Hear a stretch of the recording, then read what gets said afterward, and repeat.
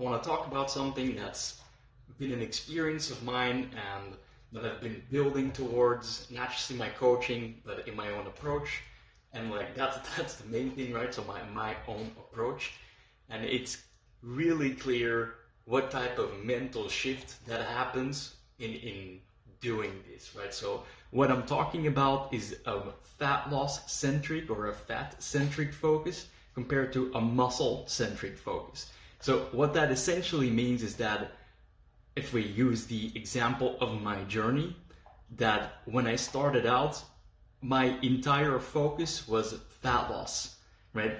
And that works on its own, right? But there comes that, not just a plateau, but like a point where it's like, okay, now you've lost enough fat. So let's say, I mean, it doesn't really, like we can't really put like a set fat percentage on that or a set weight or weight lost or fat lost, right? It's more about like you come to a point where now all of a sudden, if you keep with the fat centric focus, that you're gonna run into issues, right? So what does that mean concretely? So when I started losing weight, or when I was losing fat, right? So then what happened was that I lost, let's say, I don't know, somewhere between 60 to 20 kilos, and I got relatively lean, relatively meaning like I was hovering around 12% body fat and then going into 10% body fat. And there was always that sticking point around 10%. And it's because of that fear, really, in the fat centric focus, because it's like, okay, like my whole focus was I don't want to gain fat and I want to lose as much fat as possible, right? Which makes sense. Like there's nothing wrong with that.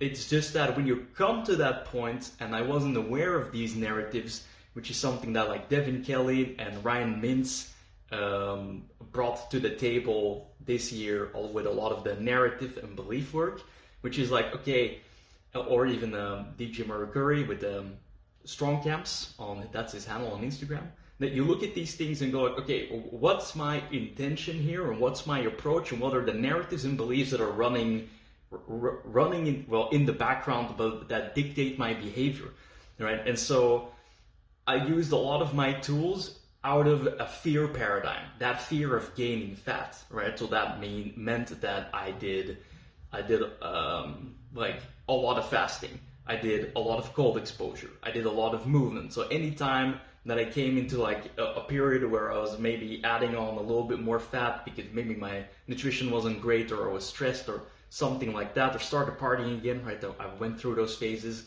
And then I was like, okay, I need to exercise more. I need to fast longer. Maybe I need to eat less. This like paradigm of doing more.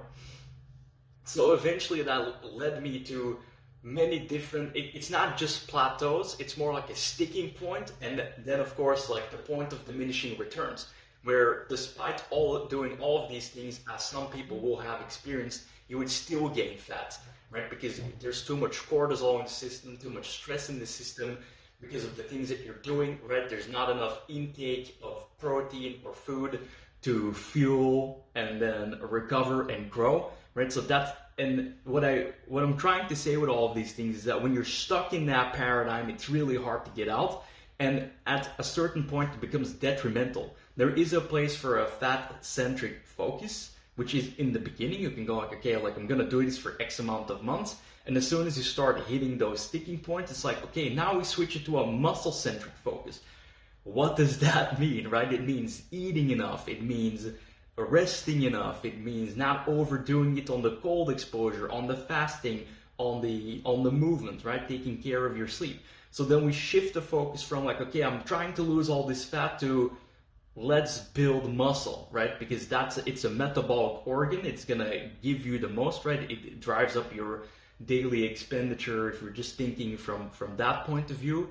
But it's also a healthier focus in that sense that if you start going more towards the muscle-centric focus, then in my experience and relation anyway, then you also go to a health-centric focus, meaning that like, okay, now I'm going to focus a little bit more on, like my guts, my organs, which has everything to do like, okay, like Now I'm just keeping my food in the margins that I needed. I'm thinking about my sleep and all the other factors that have to do with your recovery, right? So when you start looking at, okay, like now where you've gone from this fear, that paradigm, that belief, like I can't get fat, no one will love me when I'm fat, I'm not attractive when I'm fat, that narrative is running, like, okay, like the fear narrative, like, oh, I need to watch my fat, I need to watch my everything, right, that has to do so that my fat doesn't come up.